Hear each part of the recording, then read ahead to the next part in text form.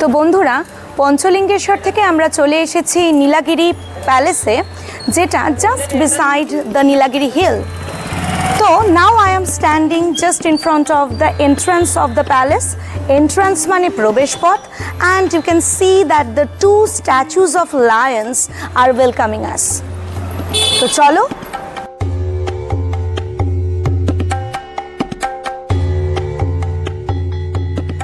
So, this is Nilagiri Palace and look how grand it is. তো বন্ধুরা, তোমরা অনেকেই ঘুরতে গেলে এরকম জায়গায় যাও যার হিস্টোরিক্যাল ভ্যালু রয়েছে, and you want to describe them, কিন্তু প্রবলেম হয় যে তোমরা ওই শব্দের অভাবে শুধু yes this palace is nice or beautiful, এর বাইরে শব্দ জুগিয়ে ওঠে না এবং উই কান্ট ডেসক্রাইব প্রপারলি। তো আজকে আমাদের বিষয় হলো এরকম কোথাও জায়গায় যেখানে হিস্টোরিক্যাল ভ্যালু আছে অ্যান্ড ইটস গ্র্যান্ড। তো how you will describe them সেটাই আমরা আজকে শিখব with proper vocabularies and sentences. তো চলো দেখে নেওয়া যাক। The palace is great or grand, or we can say it is elegant, or we can say it is majestic or royal, mane rajokiyo. And also we can add that this place has historical and cultural value, mane ei building tar ba ei rajprashader অবশ্যই একটা ঐতিহাসিক এবং সাংস্কৃতিক গুরুত্ব রয়েছে। স্থাপত্য ইংরেজি কি বন্ধুরা? স্থাপত্যকে বলতে পারো ইংরেজিতে আর্কিটেকচার। তো এটাকে বাক্যে কীভাবে ব্যবহার করতে পারি? The architecture of this palace is magnificent, or you can say it is marvellous. দুটো মানেই এক, মানে অসাধারণ। বন্ধুরা দেখো, তোমরা এই শব্দটা অনেকেই শুনেছ, হেরিটেজ। এর মানে হলো ঐতিহ্য।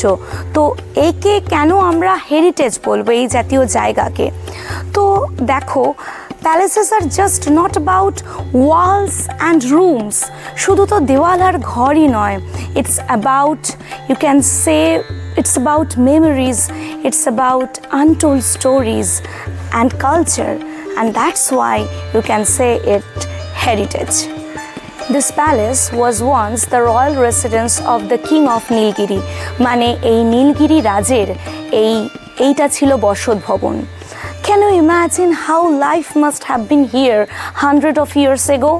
100 বছর আগে এখানের জীবনযাত্রা কেমন ছিল তুমি কি কল্পনা করতে পারো? যদি পারো তাহলে একটা কমেন্ট অবশ্যই ইংলিশে আমাকে কমেন্ট করে জানাবে।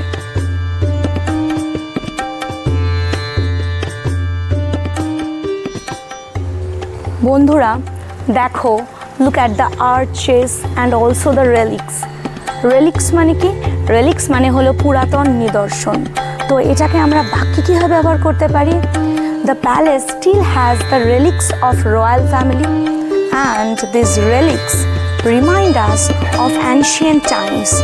মানে ancient time মানে হলো পুরনো দিন বা পুরনো সময়, সেই কথাগুলো, সেই ইতিহাসের ঘটনা আমাদের সামনে তুলে ধরে বা আমাদের মনে করিয়ে দেয়।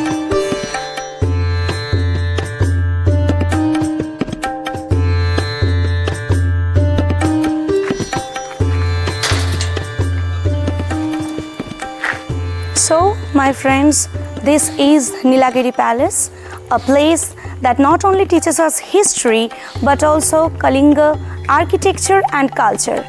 তো আমাকে অবশ্যই কমেন্টে জানাবে, would you like to visit here one day? একদিন সময় পেলে অবশ্যই আসবে কিনা? যদি আসো হ্যাঁ, আর না হলে না। হ্যাঁ বা নাই কমেন্টে লিখে জানাবে। Bye bye.